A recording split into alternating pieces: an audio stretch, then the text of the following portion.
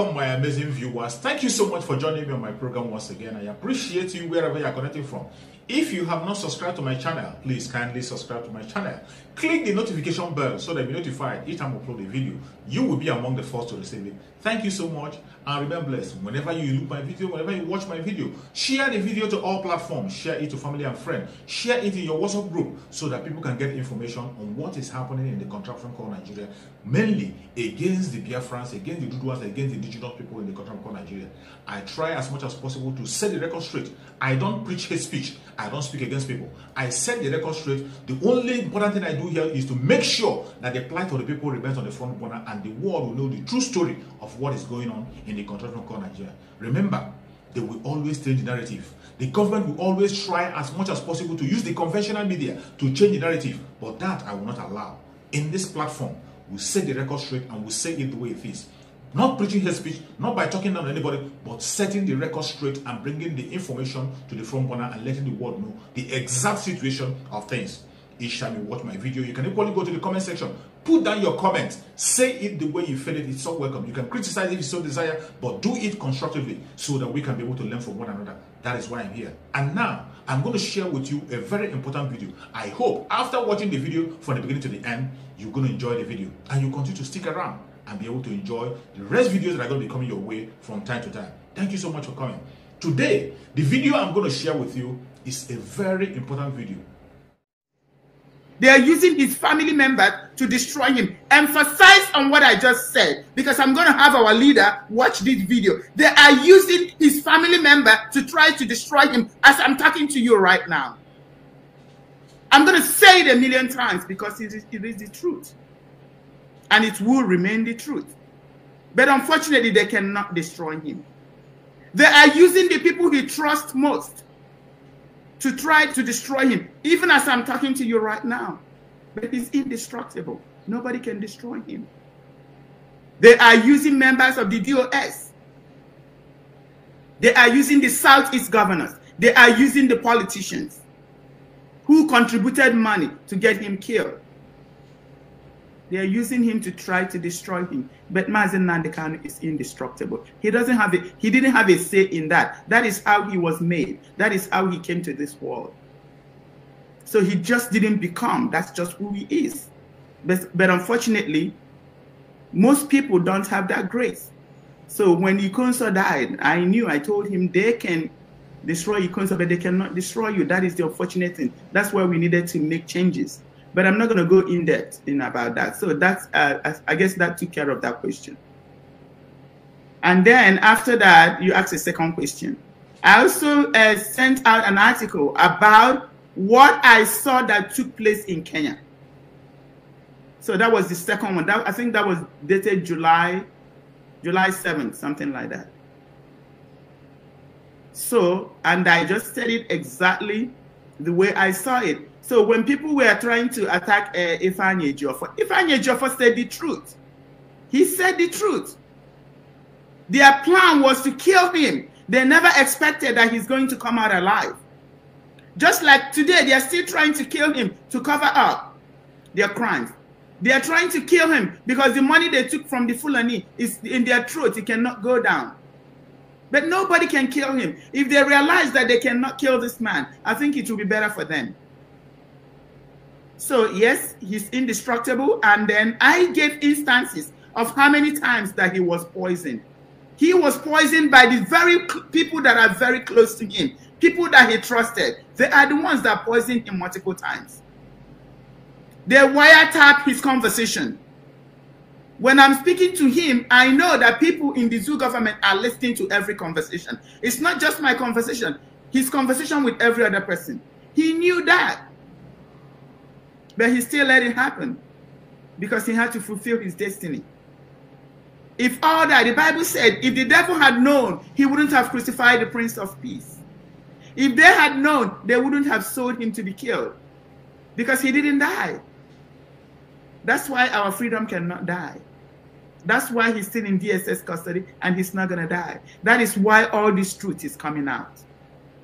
You know, if our leader was here, he wouldn't let me speak. He wouldn't let me be saying all these things. So most of this secret will not come out. So that's why I said if the devil had known, he wouldn't have crucified the Prince of Peace. If they had known that he wouldn't die, they wouldn't have sold him to get killed in Kenya. But that's part of our freedom. That's part of the struggle. Because we have to know the truth, and the truth will make us free. All these things have to come out in the open so that we can get our freedom. All these vampires cannot be around us, and then we get our freedom. People like Ogori Ochoa cannot be around us, and we get our freedom. Lucifer sent her to make sure that we don't get our freedom. The other day, one fool was writing, he wrote on his page that I said that Ogori Ochoa was having spiritual sex. Spiritual. They're trying to confuse people. I didn't say she was having spiritual sex. I said she was having ritual sex. R-I-T-U-A-L, ritual sex. She's having sex with all the IPOB members. She will fly to your destination. She will have sex with the young man, and then they will be hypnotized. There's a demon in her that will transfer to the man. Once that demon transfers to the person becomes hypnotized. They become fool. Whatever she tells them to do, that's what they do. Whatever she tells them to say, that's what they say. And I feel sorry for those people because they're going to end up like her. The spirit of Idu is going to destroy all of them. They are going to die. So when she has sex with them, she hypnotizes them. That is one of the tools she's using to destroy this our freedom fighting. She flies all over the world. She will rent a hotel room.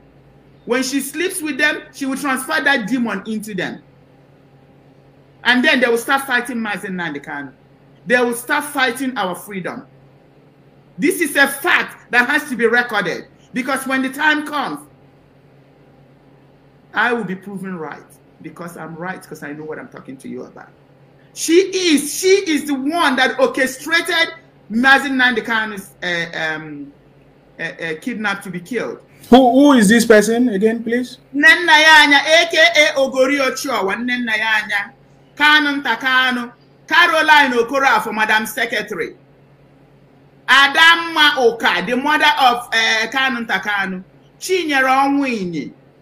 There are so many of them. These are the major players. These are the people that connive with the Southeast governors to kidnap and kill Mazi Nnamdi Kanu. So Ifeanyi Ejiofor is right.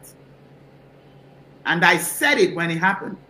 I can go to the beginning of when we scheduled to have a meeting with him on the 19th, if you want me to. Okay, thank you very much. Oh, God. On your report, I'm just reading, that was July 14, 2021, the one you said that Mazi Nnamdi Kanu is indestructible. You said, according to my report dated July 3rd, 2021, I stated that the Nigerian DSS tried to kill our supreme leader by strangling him in Kenya.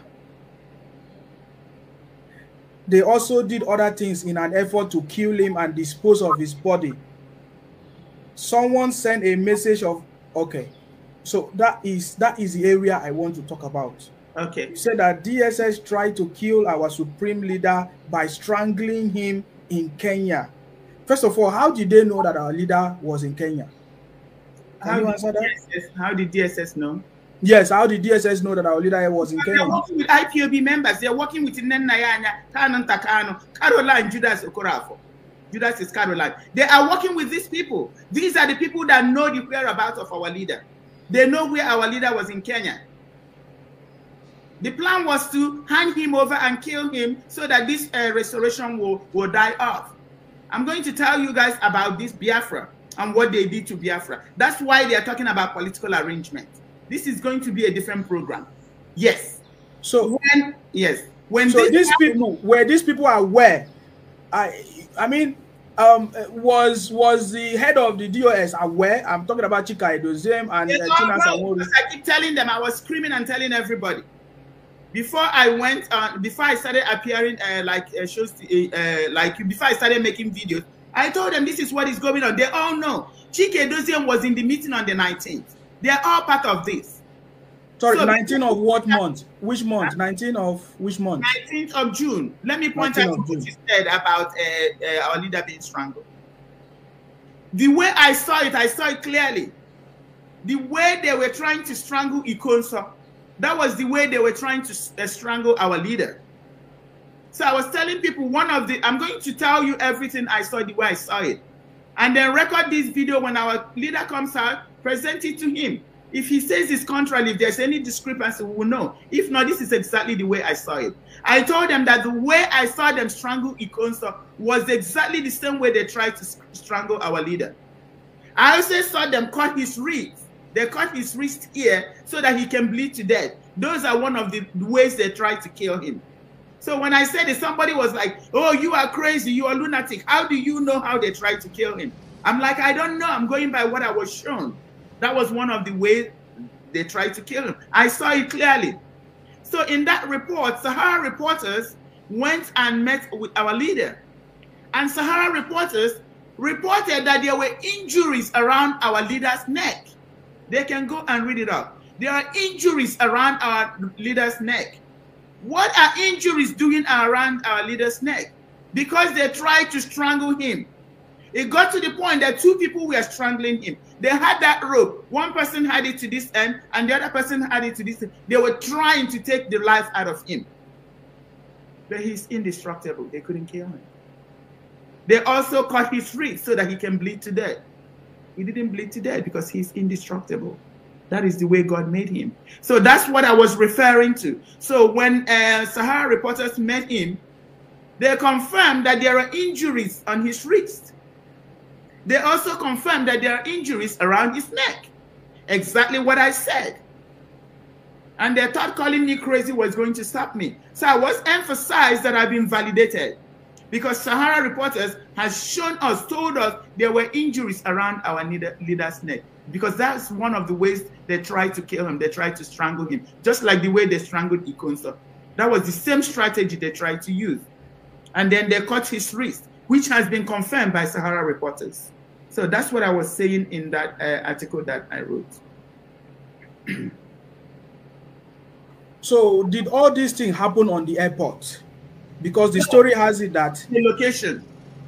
It happened in a location. People keep on saying it's in DSS custody. I didn't see any airport. I'm going to tell you exactly what I saw. I did not see anything that had anything to do with an airport. What I saw, they put our leader in a location, in a house. It is not an office. It's not a security office. It's not a police station. It's not a prison. It's a residential home. It's a house owned by an individual. It has no signs. It had nothing to show that it was like a police custody, like, you know how somebody is arrested and they take him to the police station. No. And there's a tree that is in front of that house. So that tree was in front of that house. And then where they took our leader was in a residential placement. It has nothing to do with any police station in Kenya. I'm going to emphasize it. God cannot lie. That is exactly the way I saw it. So our leader was not taken into a police station in Kenya. And all the people that I saw that were killing our leader were all DSS Nigerian zoo government people. They had, even though they had uniforms that presented like Kenyan people, no. I saw DSS. I saw it clearly. None of those officials were from Kenya. Not even a single one of them. All of them, what I saw, all of them, they were DSS, zoo people. And they placed our leader in a house, somebody's house. They didn't take him to any police station. I didn't see any airport. I didn't see any Kenyan security officer.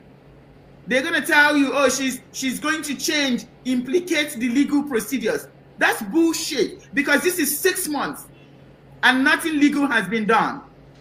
So I'm going to say what I saw. I didn't see any Kenya official trying to kill our leader. The people I saw were the zoo government DSS official and IPOB members. They are the ones that contracted these people. They are the ones that they paid. With the politicians, they are the ones that brought the money and sponsored these people. They are the ones that kidnapped and tried to kill our leader.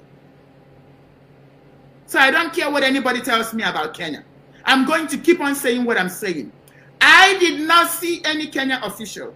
I did not see our leader in any Kenya police station. Our leader was placed in a residential placement, in a residential home. And they tried to kill him every single day out of those 7 days.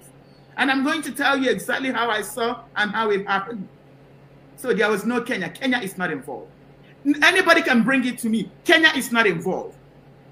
The Southeast governors, the politicians, and DOS officers, I can mention the name again. Nenayanya is part of this. Kanu Kanu is part of this. Judas Caroline is part of this. Even after our leader was sent to DSS in the zoo, I saw Caroline Okorafor go to Kenya.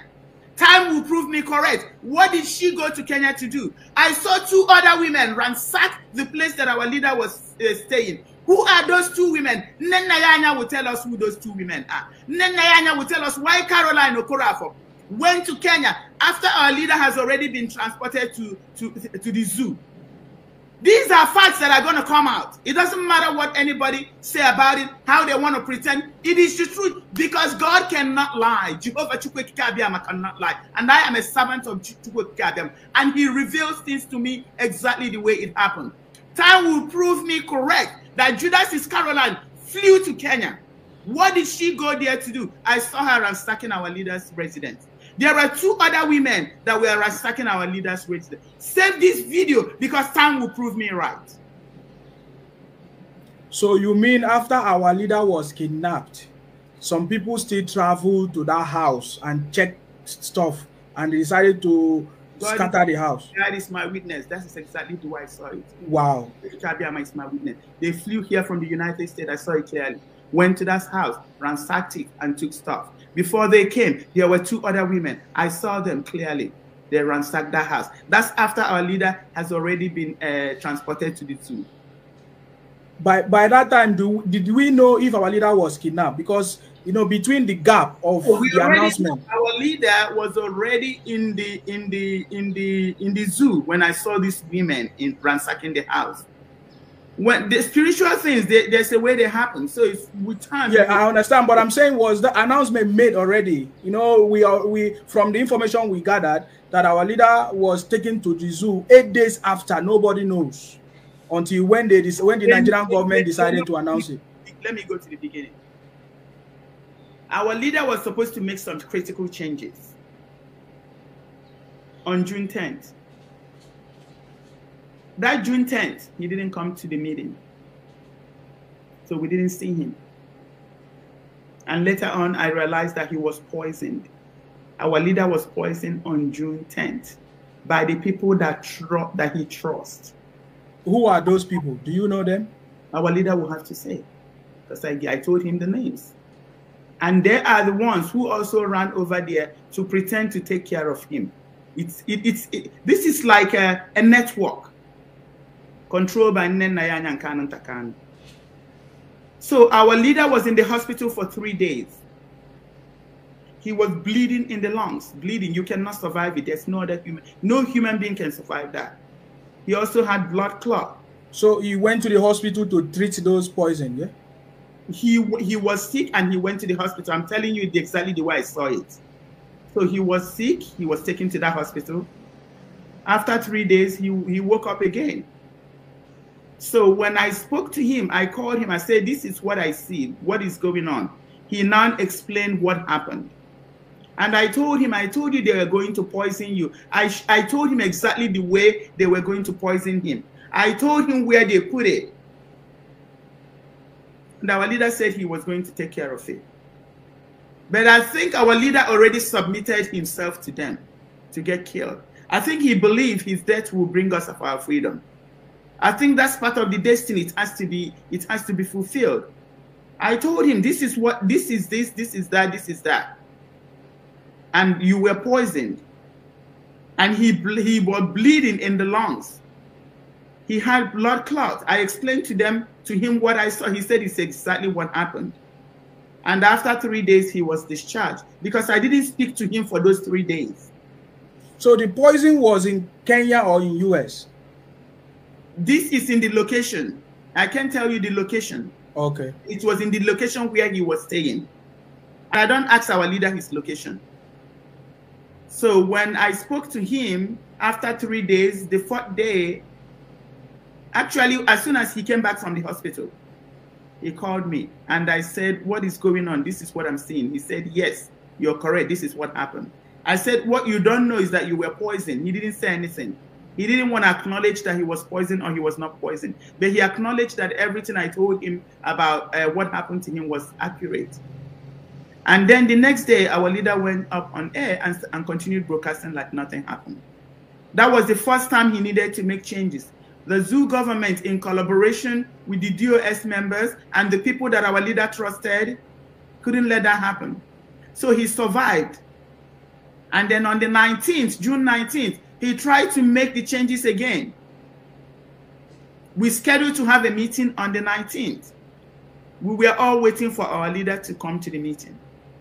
We waited and waited. We didn't see our leader. Before then, there were suspicious activities. There are about 56 executive members in that meeting, and all of them will confirm what I'm about to say. If they don't confirm, the spirit of Idu will strike them, and they will die with their generation. Because I'm saying the truth, and they need to validate this truth. Because they were present at this meeting. They will all die if they don't speak out. They don't speak the truth. Can you mention the people that we should expect them to speak, please? There are 56. We can get a list of the people that were at that meeting. There were at least 56 people at that meeting. They are coordinators. They are regional coordinators. Was Chika Doziem there? Chika Doziem was there.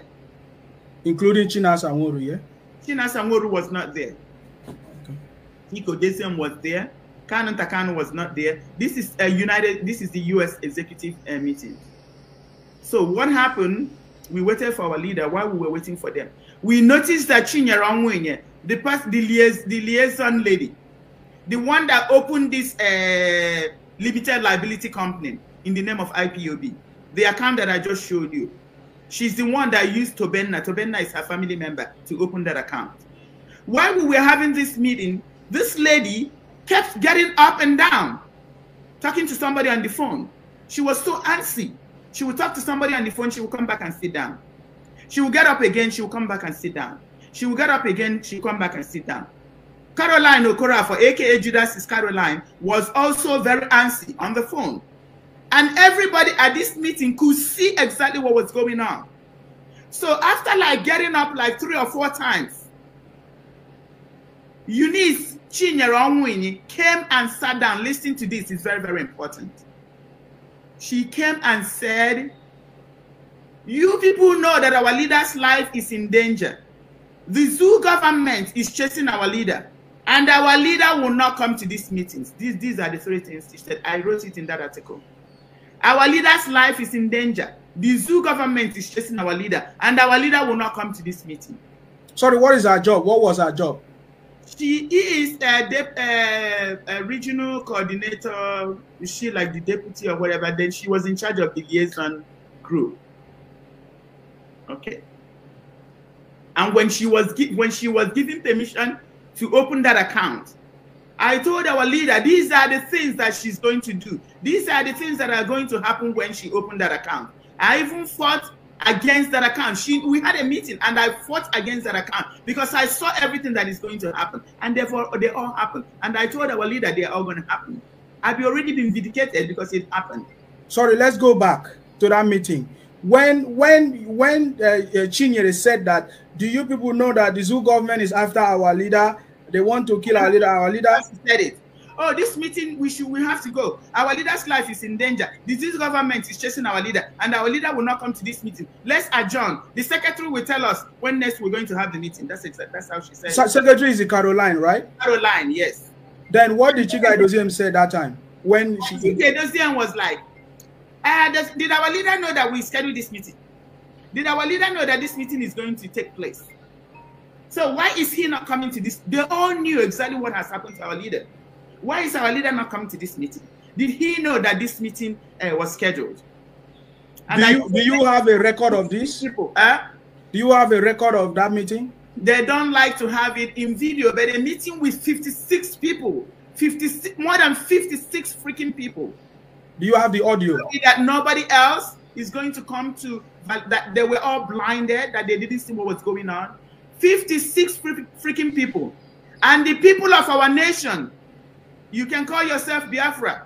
I'm from Idu. The people of Idu nation need to hold these people accountable. You need to conduct an interview. Anybody that was in this meeting, ask them what I just said. What I'm saying, ask them if it happened and how it happened. So after Chinyere Onwunye said, there are 3 things that you have to put in your head. He said that our leader's life was in danger. She said that. She said that the Zoo government was chasing our leader. I need you to understand what I'm saying. This is on June 19th. Our leader had a fundraising in Australia. After the fundraising, he was supposed to come to our meeting.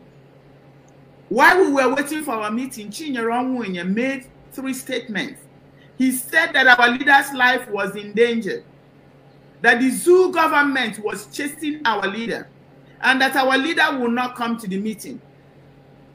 We later on realized that the Zoo government was actually chasing our leader. We found out that our leader's life was actually in danger. We also find out that our leader did not come to the meeting.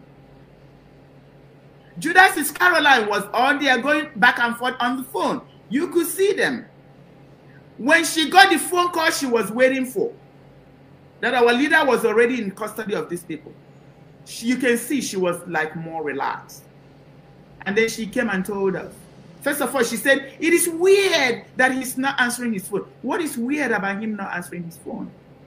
Then eventually she came to tell us that the meeting will be adjourned because it looks like something is wrong. And then our leader will not be coming to the meeting. And then we will schedule another time. That was the end of that meeting. Chike Doziem was there asking stupid questions. Did our leader know that this meeting was scheduled? Is our leader coming? Why are we waiting? Can somebody tell us something? You can tell that all knew. What did you say? Else. Sorry, go ahead. Nennayanya, who was not in the meeting, appeared in the meeting. She was off camera. Then Adamma Oka Brown, the mother of Caroline, she was not in the. She was already suspended. She was already kicked out as coordinator. Then she appeared from. It was like they were laughing at the grave of our leader. They came from nowhere. And if all the people that were part of this meeting, you're not going to say what happened, Idu will kill you. The spirit of our land will kill you. So it is your responsibility to make sure you say what happened on that day, that 19th. You have to emphasize your observation.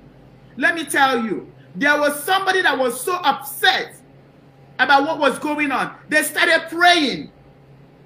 When Chinyere Onwunye called on somebody, some reverend father to pray, then somebody, I don't even remember their name, came up and started praying. The person said that anybody that is working against our leader, that is going to go back to them. You can sense he was in the spirit. He knew what was going on. That's why he said that prayer. And before we could say, he said the second time, Chinwe Dimwachuku, who stole almost $14,000 from a New York account, came to that meeting. Before we could say, he said the second and third time, she turned the Zoom meeting off, so that nobody could say he said to the meeting of that man. And what was she doing? She stole $14,000 from New York account. She was at the meeting. When that guy started praying, she didn't even wait for the guy to finish praying. She shut the meeting down. And I challenge all the people that were in that meeting to speak up, or you get punished for being silent. So I want to ask you a question now.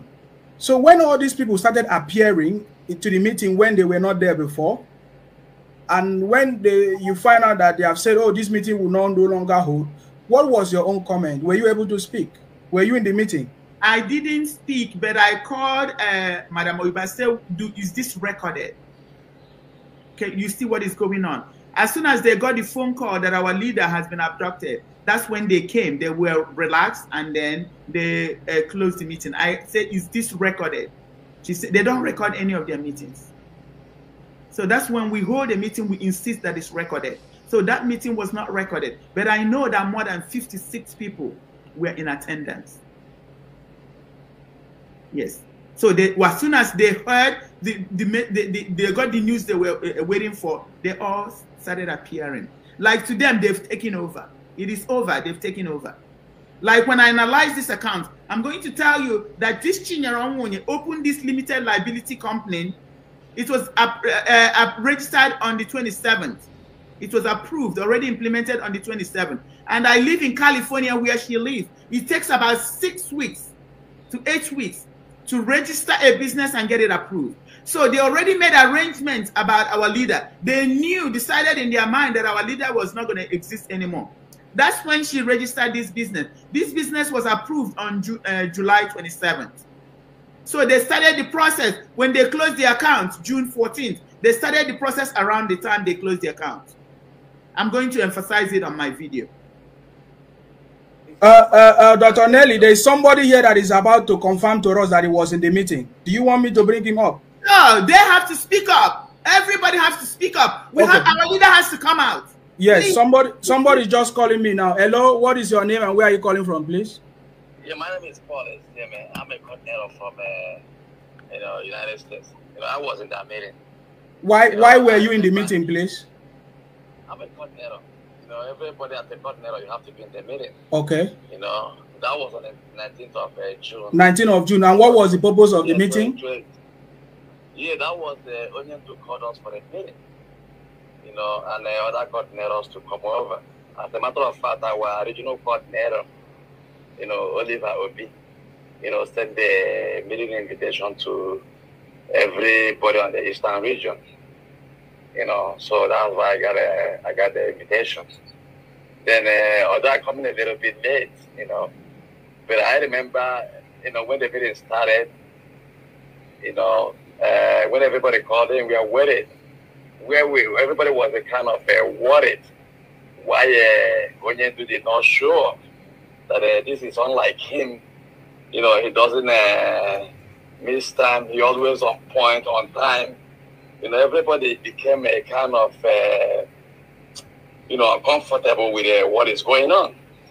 We at the point because the secretary was the one that trying to reach Onyendu. And she's saying that his number is not going through. So all of us, we became worried. How can Onyendu schedule a meeting, without showing up?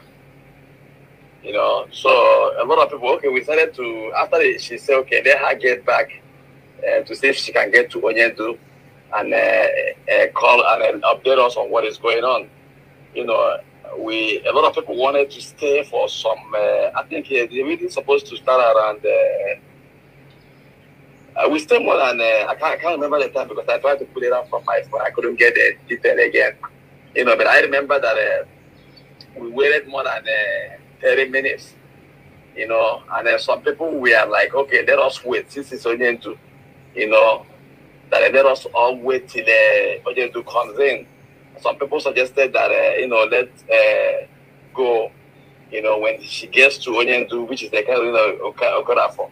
When she gets to Onyendu, that she's going to send the message to regional coordinator to inform everybody to come back maybe in about 2 hours. Because she was saying that Onyendu was not picking, that he might be in a meeting, but everybody was a kind of not comfortable with the answers they are giving. Even me personally, since this is not Onyendu's behavior, I was a little bit uncomfortable with the whole thing, if it's okay or not, because I wasn't comfortable with, what is going on. That's just the truth. I wasn't comfortable because this is unlike Onyendu. If he gives you time for a meeting, he shows up and he'll be there on time. So I was a little bit uncomfortable for him not to show up and we've been there more than 30 minutes. So I was a little uncomfortable because it was a little bit strange on my own part. So that's just not what I want to chip in. I think and when who announced that that we should close it, that you guys should close the meeting and go since our leader will not be there? Can you remember the person? I remember calling Oprah for like just the moderator of the meeting. Yes. I know she's the moderator. She's the one that she was the Onyendu's secretary. Yes. She's the one that always kind of say on what will happen on on the, you know, on the what, you know, since we are waiting, she's the one that was briefing us, you know. Okay. So basically, she's the secretary. She's the one that, you know, make decision on what will happen. That's my understanding. So she ended the meeting based on the fact that they can't hear from our leader. They don't know what happened. Is that true? They could not reach him. Yes. Okay. All right. Thank you very much, Mazi. If you need anything, just call me back, okay? Sorry. No, before you go. Before you go, hold on. You hear any of the things I said about watching your own money? Did you notice? Yes, can you remember watching what you was saying during that time when everybody was waiting for our leader?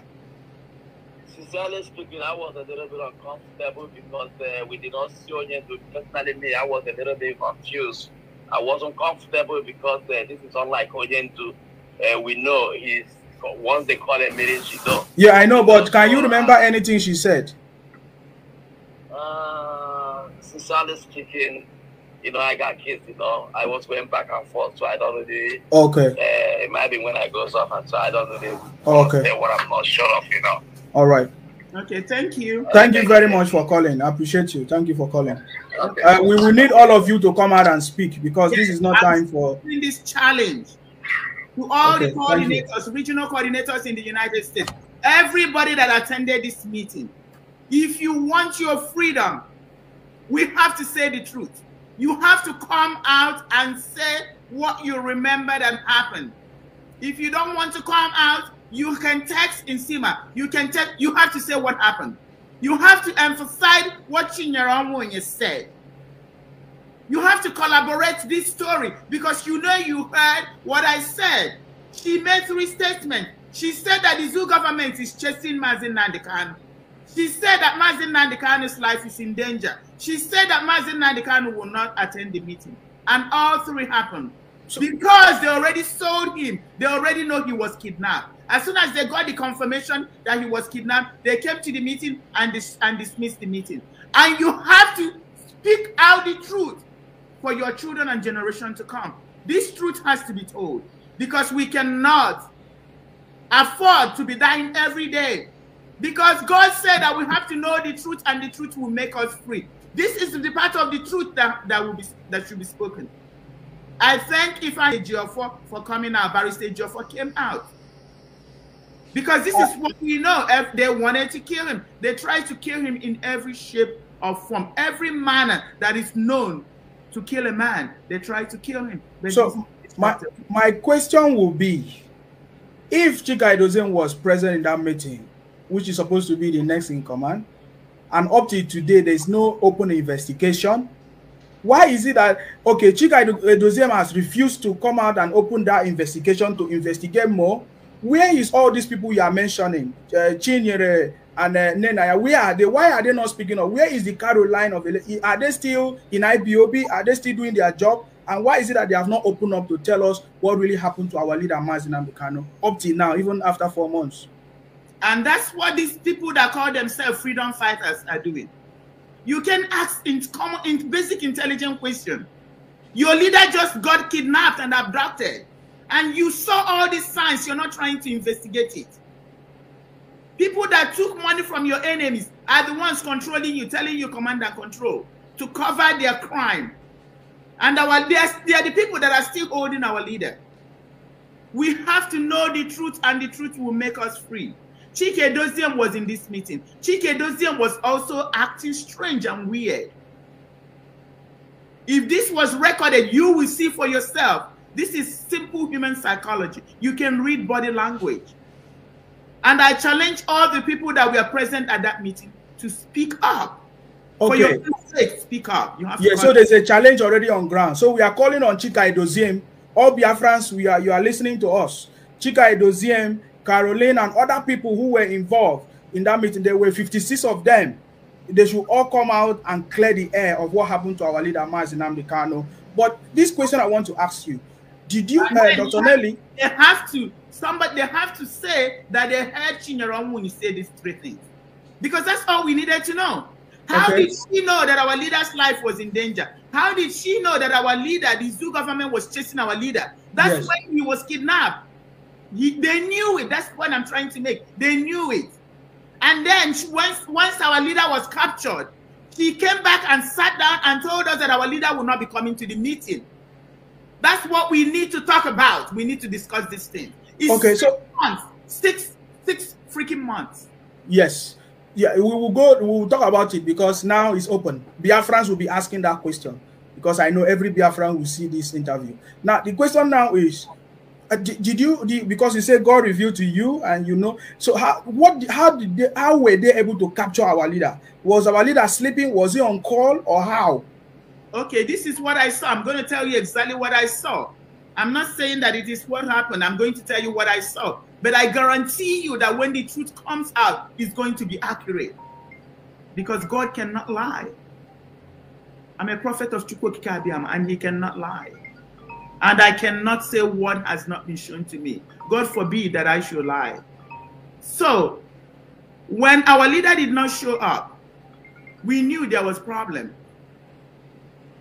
And a phone call was placed to our leader. Somebody snatched the phone and shut it down. That's the confirmation. Then the next thing I saw,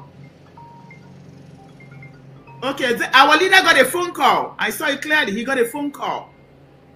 And he was responding to that phone call. Do you know who called our leader? I don't know. But I have my speculation. But I'm going to tell you I'm going to stick to what I saw.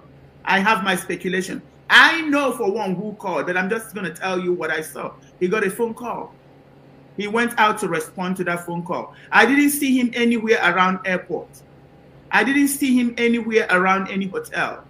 I saw him in somewhere that looked like a regular place, a regular apartment. So he got that phone call. He stepped outside to respond to that phone call. That's when he was wrapped up and put in the trunk of a car. So then the next thing I saw, after that, then the next thing I saw was him laying down. He was like laying down somewhere. So I called my friend. I said, oh, I think Onyindu may be in the hospital again. Sorry, which of your friend? Is it unknown or you don't want to declare? With me mentioning her. I'm going to say her name, even though I didn't get her permission. I called Madam Oyibo. I said, this is what I'm seeing. I think our leader is in the hospital again. I said, can you pray and see if you're going to see something similar to what I saw or maybe contrary to what I saw? I said, I saw him on a bed. He was laying down on a bed. So when I saw him laying down on a bed, I figured out that he might be in the hospital. Because the last time when I didn't hear from him for 3 days, I also saw him on a bed. And I saw things being done to him. That's how I knew that he was in the hospital.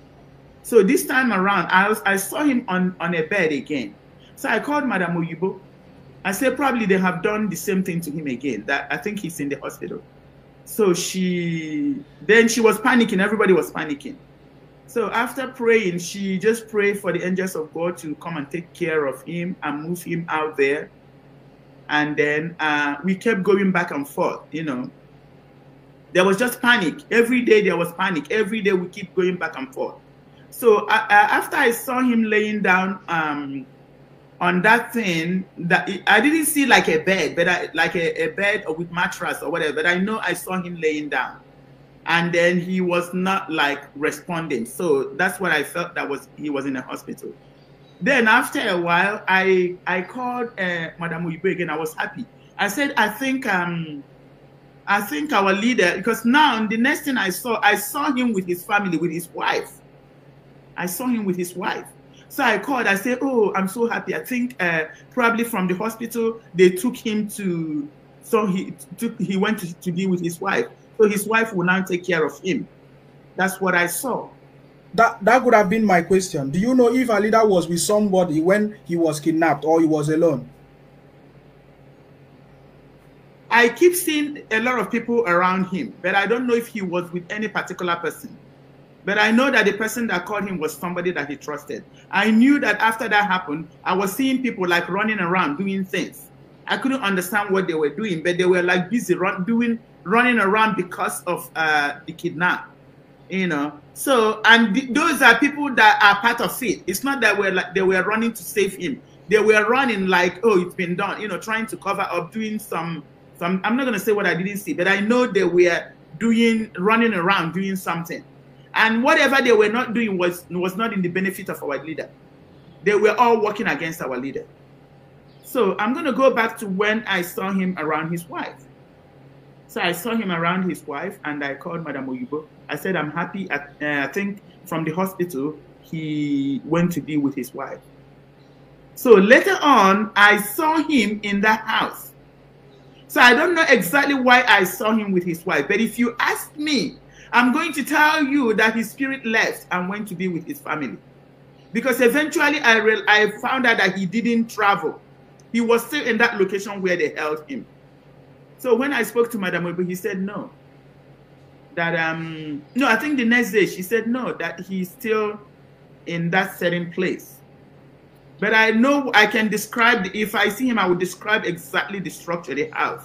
Even the tree that was that is in front of the house. So then that's when I started seeing him in that location in the form of laying down again. And when I saw him in that house, I realized that it was not a hospital. I also realized that he didn't travel to go be with his family. So he was still in that same location.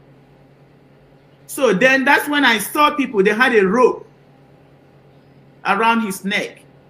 The first person had it and was trying to strangle him. Then after he couldn't do it, then another person came and had the rope on one side and the other person, and they were trying to as tight as they could to strangle him. And then after that, I think I saw his eyes and he didn't look dead. He didn't die. Then I also saw them cut his wrist, so that there's a place where you cut it here, the person will like die, bleed to death. They tried to do that to him. Then I also saw them get something like a shot, injections. They put that injections. I don't know the name of the injection, but I knew what that injection was doing. It was supposed to cause him a massive heart attack. It was supposed to shatter the muscle of his heart. That's exactly what I saw. And they kept injecting him with that thing to shatter the muscles of his heart. So when they injected him, I would see him vibrate like electric shock. And after a while, they injected him again, and I would see him vibrate. But then the muscles were not shattered. So I don't know, for some reason it was not shattered, but the purpose was to shatter it. Another thing I saw is somebody that hit him so hard on the chest again. That's after they've injected him with whatever that was supposed to shatter the muscles of his heart. They now hit him so hard. And then shortly after that, I called Madam Oyibo. Then I was crying. Even though I keep hearing that they cannot kill him. They cannot kill him. But I was so frantic, I was crying. And then that's when she told me what was happening to her.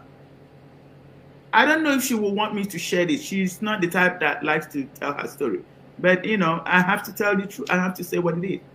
So she was in her garage. And then something hit her chest so hard and she dropped on the ground. So when I called her, she told me that she's in pain, that I'm right. They hit him hard on the chest. And she even felt the impact. She's going to tell her story. She's going to tell their relationship and why she was able to feel the pains that was being inflicted on him. And she still feels it up to this day. Whenever she's feeling, she will call. I said because they took poison to him. They poisoned him. She feels it. She feels it. And when our leader will come out, I'm going to tell him all the times they tried to poison him in DSS custody. These are things that we have to know. God is not revealing it for us to keep it a secret.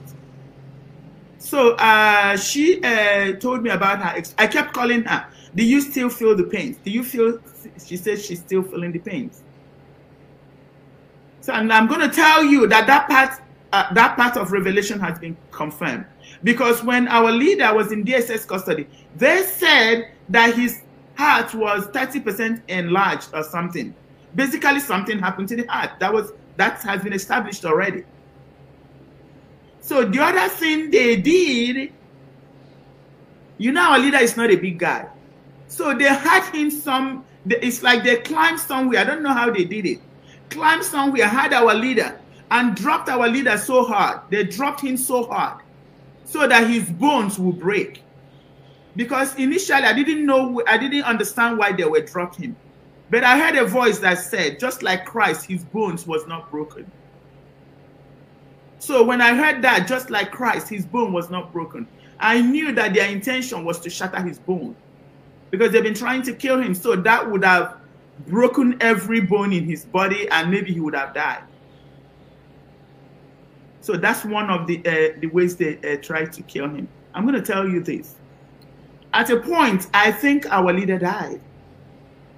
Because those DSS, remember I told you, every single one of them are Nigerian DSS. So, because later on I called Madam Oyibo, I said, because she was praying for God to send an angel to go and rescue him. So I later called her, I said, I think an angel went there. Because I saw our leader laying straight. I didn't know if he was dead or he was still alive. But I heard one of those DSS people step outside and made a phone call. So what they were saying in the phone call was basically telling some people that our leader is dead. They were trying to find a way to get rid of his body. They were talking about, do they cut him in pieces and toss his body all over the place, or how are they going to dispose the body? That's what the phone call, that's what the person was talking about in the phone call. And then when they came, I saw the other officer that walked in was now doing something like CPR to our leader, like breathing. Like, to me, it was CPR that he was doing something to our leader. And then by the time he finished, I think the people that went to make the phone call came in. And then they looked at our leader and they were surprised. Like, what happened? What the heck? Because to them, he's already died and they were talking about how to dispose his body. But what they didn't know is that DSS guy is not really one of them. He was an angel that came to resuscitate our leader. He was not part of them, but they thought he was part of them. The guy was an angel. He's the one that was breathing into our leader. He was breathing into our leader, and our leader started to breathe again. But then I remember telling our leader that God said that he will restore and renew. That he will restore and renew. So when I said that, I kept, all these were text messages. Because when I say things to our leader, I also text it. Because if he forgets, I always try to do a screenshot and forward it to him. So they said that he will be renewed, he will be restored. That everything that was lost and broken will be renewed. So when that man, I knew he was not a man, he was an angel that breathed life into our leader. Because those people thought that he was dead. So when they came back, our leader was not dead. That is the same man that started telling them, the best thing is to take him to Nigeria. That since he has refused to die, this man made suggestions. They're just going to act like they just arrested him and brought him to Nigeria. They just kidnapped him or renditioned him and brought him to Nigeria. He was giving the suggestions to them, and they bought into their initial plan was they didn't have the intention to bring him to Nigeria. So how long did this last in Kenya before they decided to take him to Nigeria? Do you know? I know in the physical realm he was missing for more than a month. That's what I know. So how long it took them in Kenya to do all this is what I don't know. But I know that every day I kept praying, because every day I would see something else. So, but I remember that this truth is going to come out, believe me. Because even the DSS officers will confess one day. They have to confess before they die. So they're going to tell you that they don't know who this man. They believe he's their boss. He's one of them. And this is the man that was doing the CPR to our leader. And when they came back, our leader was already breathing again. And that's the same man that suggested to them that the best thing was to take him back to Nigeria. They never had intention of taking him back to Nigeria. So this man, whom I know is an angel, is the one that suggested for them to take him to Nigeria. That is how they took him to Nigeria. So everything that I'm telling you, whether it happened in 2 days, 3 days, or in 1 day, I can't tell you. But I know that our leader was missing for this number of days. For that 8 days. Yeah, we also know that our leader should have some security around him. And even recently in this same interview that was granted by Ejiofor, he said that there's a CCTV recording of what happened to our leader. So can you comment on this? Because I have a question for Ejiofor any day I see him.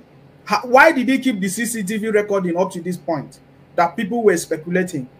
And yes, go ahead, please. For me, I don't know about the CCTV camera. God didn't show me the CCTV camera, but it exists. It's somewhere. I also know that there are branch, there are security people, there are IPOB members in Kenya. So if our leader was missing, there's supposed to be an alert. Like Chinyere Onwunye, who knew that our leader was in trouble, was being chased and would not come to the meeting. Like Caroline, who knew, Nnenayanya, who knew, if they alerted people in Kenya, would have started looking for our leader. Why is somebody hiding the camera, the CCTV? Why did somebody not look for our leader? Why are the people who knew that he didn't come to that meeting not start looking for him? We started doing what we can. Yes, okay. Because that is an important question we are going to ask. Exactly. Them. So if, because he said they said in the meeting that the zoo government is after our leader or something, that our leader is not going to attend the meeting and all of that. So we want to know from what did they do and all of that. I believe that will be. They knew all those things. What did they do? How come the people in Kenya, IPOB members in Kenya, did not know or did not do anything? This is a grand conspiracy. When I'm going to tell you guys about this Biafra, it's a grand conspiracy. And we gave room to this conspiracy. We contributed our children for sacrifice. It's a covenant. So they are holding us hostage because of our own fault. The devil cannot do anything to you without your consent. So this is part of the grand conspiracy against our Biafra restoration. Yeah, because okay, well, because this is what I wanted to say. Not an extraordinary rendition. Extraordinary rendition was not a part of the deal. The deal was to kill him and disappear his body. And the people that he trusted was waiting for him to be killed and his body disappeared and nobody would ask of it. They would have pretended that it happened the night before when it happened like 7-8 days ago. So this is a grand conspiracy. Let me tell you about our freedom. Everything that could have possibly gone wrong went wrong. That's why we're going to know that Chuks is the only one single-handedly gave us our freedom when we get it. Because everything that is supposed to work against us have worked against us and continue to work against us. The people that surrounded Mazi Nnamdi Kanu are the people that Lucifer used and continue to use to make sure that we are not free. But guess what? Our freedom is not in the hands of man. It is in the hand of our Creator. So the big question, there was not that the meeting happened. You know that our leader did not come to the meeting. So the question I want to ask, is, if I was... Can I take this call? It's very, very important, please. Okay, go ahead. Take the call. So, because if I was Chika Edoziem and I don't have anything, if I don't know what happened to our leader Mazi Nnamdi Kanu, I could have been asking questions. I could have been so inquisitive. Up till now, it's been 6 months, right? There has not been any update. There's not been proper investigation of what happened to our leader Mazi Nnamdi Kanu, and all kinds of things has happened, has transpired. Yet nobody has spoken about what really happened to Mazi Nnamdi Kanu. That is the reason why we should be asking more questions, because we really want to know. And everybody is saying, let us wait until our leader Mazi Nnamdi Kanu come out. We all know that our leader Mazi Nnamdi Kanu will never come and talk about all these things. When our leader come out, our leader will focus on Biafra restoration, because for the fact that if our leader should come out, it means that he has overcome death. He has overcome them. He has overcome the confusion that they tried to bring, the killing or whatever that they wanted to do to him. So our leader will not. So that is the concern of everybody. Why people need to ask that question. And even up to today, because when I listen to Ejiofor that he has the CCTV recording of how our leader was kidnapped, that is a question. No investigation, yet Ejiofor is still talking with DOS or with the Chika Edozim, and he has the CCTV. Then why is it that the investigation did not happen? Because we could have seen everybody that were in that venue, or everybody that participated in that place, or yes, that was available, or that joined hands to kidnap our leader. And if there was a CCTV camera, what Dr. Nelly just said now, that few people later went and visited the place, the location where our leader was in there. It means the CCTV camera should also record these people as well. So I think the CCTV camera is recording is something that we need at this very, very important moment.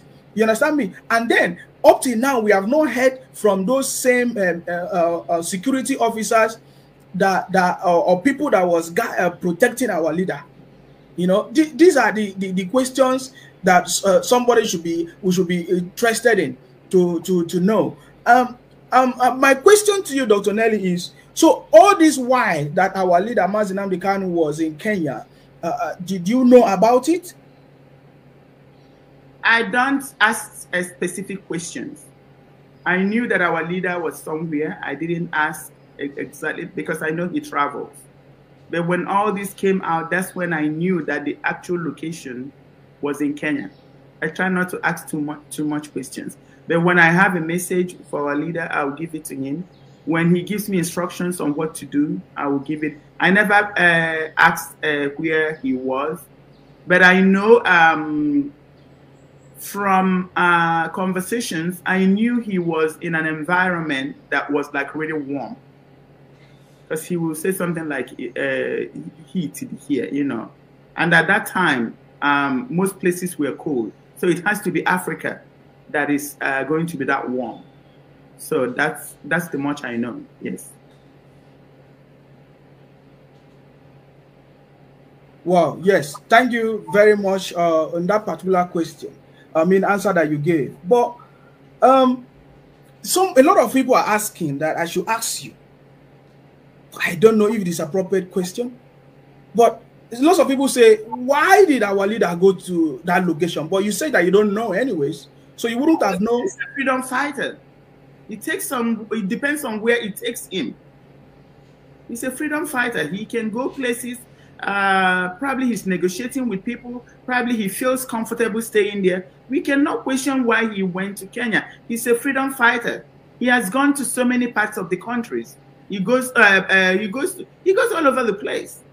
So if unfortunately Kenya was the place where they found appropriate to kidnap him, don't forget that our leader trusts certain people. Our leader trusts and loves certain people. There are people who are very close to our leader. These people could have suggested any location for him to go, which will make it easy for their plan, their grand plan. So I wouldn't be surprised if people that are close to him, don't forget that our leader trusts these people. If they suggested to him, oh, Kenya will be a good place for you to stay, knowing that it's going to be easy for them to do the arrangement to have our leader killed. So I wouldn't put that past them. So the other question I wanted to ask is, during that time when our leader was missing, some people were tweeting using his Twitter account. Did you know those people? Was it the DSS? Keep in mind that this is the same people that told us that our leader will not be coming to a meeting. There's a problem. He is running from the zoo.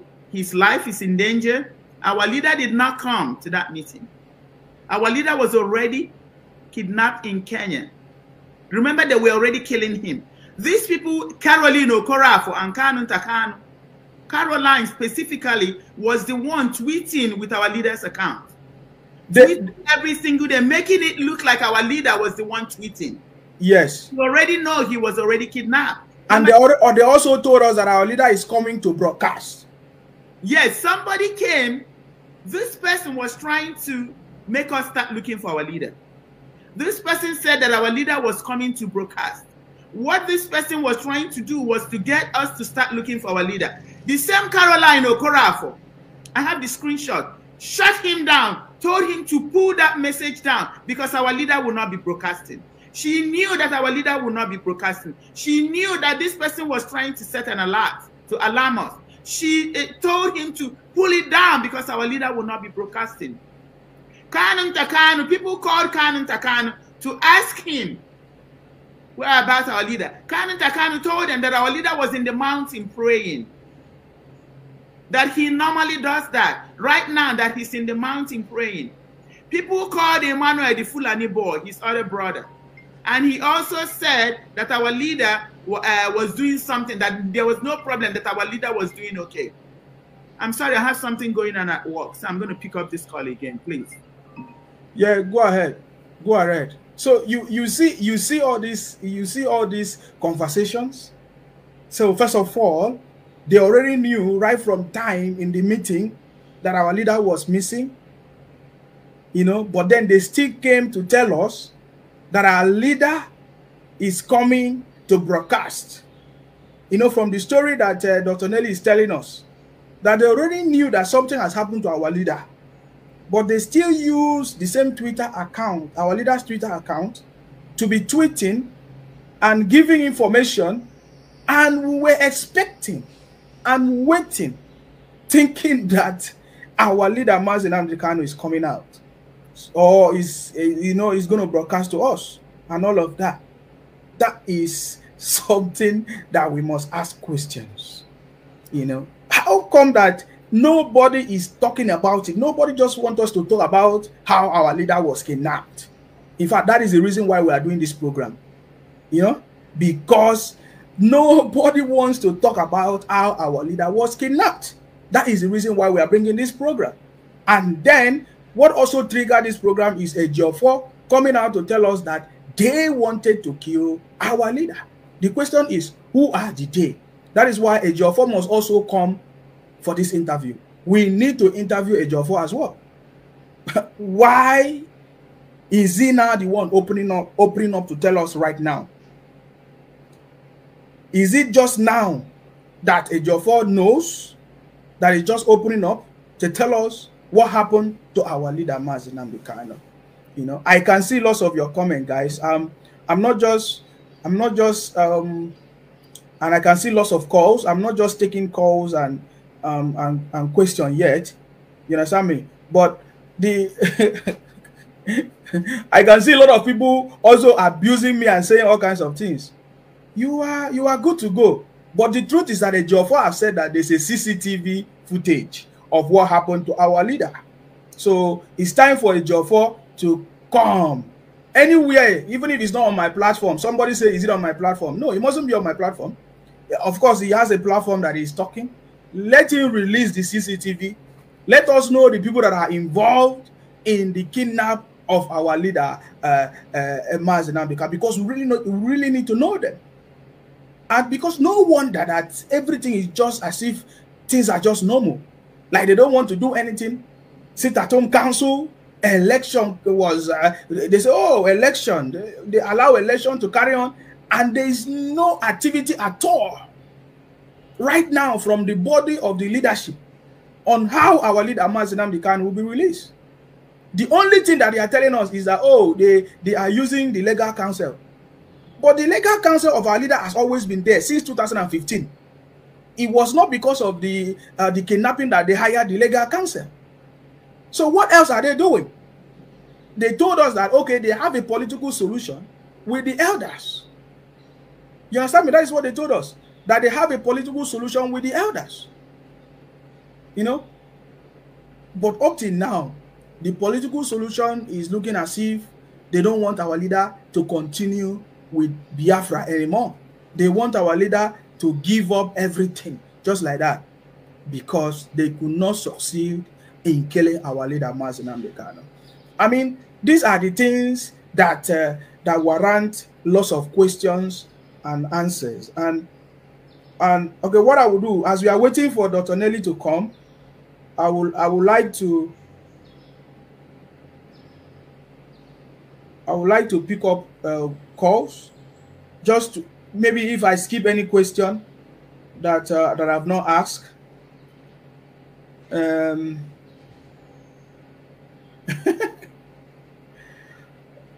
Oh, there are so many abuses that they are giving to me already.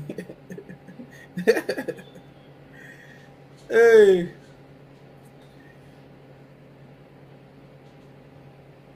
Hello, my blood.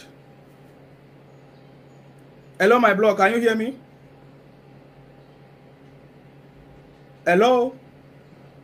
Okay, we can't hear you. Yes, I can hear you. How are you? I'm fine. Thank you very much. Meanwhile, as we are waiting for Dr. Nelly, yes, okay. Yes, go ahead. What is it that you wanted to contribute? Is it like a question? Yes. Okay, number one, I need to tell Biafra that Dr. Nelly has just spoken the truth about what happened to our leader. Yes. She has just spoken the truth. Anybody telling you anything contrary, let the person come out with a superior argument against what she has said. Yes, and that's what she's saying. She's already challenging them. If they say that what she's saying is not true. That one, let Biafra hear this one. Yes.